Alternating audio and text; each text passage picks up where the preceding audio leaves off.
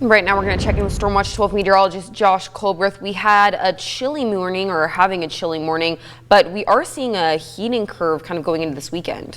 Yes, we will have our temperatures knocked down temporarily for Monday, but then they're really going to heat up into next week. So that's when we could get our first real legitimate taste of some summer.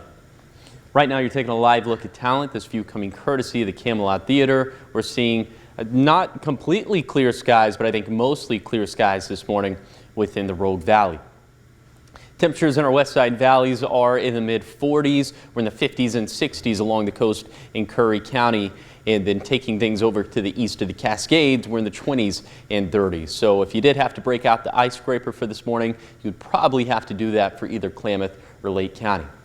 Here's your hiking planner for today for the Rogue Valley. A great day to go on a hike. Just be sure that you're packing the water and packing the sunscreen, as we're going to have plenty of sunshine up in the sky for today.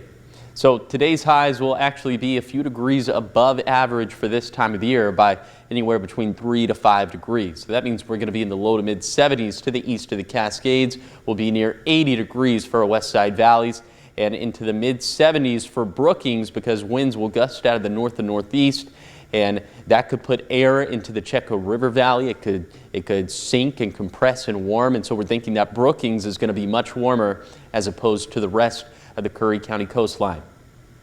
We could also have winds gusting out of the north and northwest upwards of maybe 20 to 25 miles per hour for our west side valleys. And then for tonight, the winds are going to calm down for inland spots, but along the coast they could still gust upwards of 20 miles per hour. Otherwise, we're going to have clear skies, and overnight lows will be a little bit milder compared to what we're experiencing for this morning, as we'll be in the upper 30s for the east side, be in the mid to upper 40s for our west side valleys, and then middle 50s along the coast in Curry County.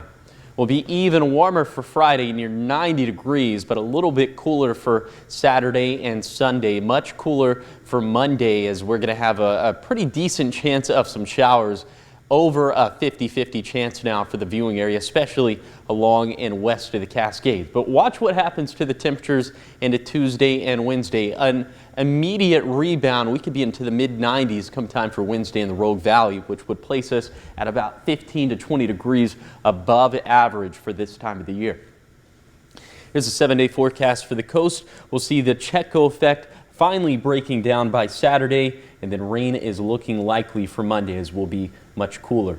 Then for Siskiyou County, we'll be near 90 degrees for Friday, a little bit closer to 95 degrees for Wednesday at the very least for the Shasta Valley, probably a little bit warmer than that for the Klamath River Valley. Then for the Basin, we'll have a decent chance for thunderstorms on the east side for Monday, and that's going to be due to all the atmospheric instability that's going to be out in Klamath and Lake counties. Then for the Cascades, of course, more melting snow, so the snowpack should go down and the reservoir levels should go up over this next week. And then for the Rogue Valley, we'll be near 90 for Friday, showers likely, and will be much cooler for Monday, but then back up to around 95 for Wednesday.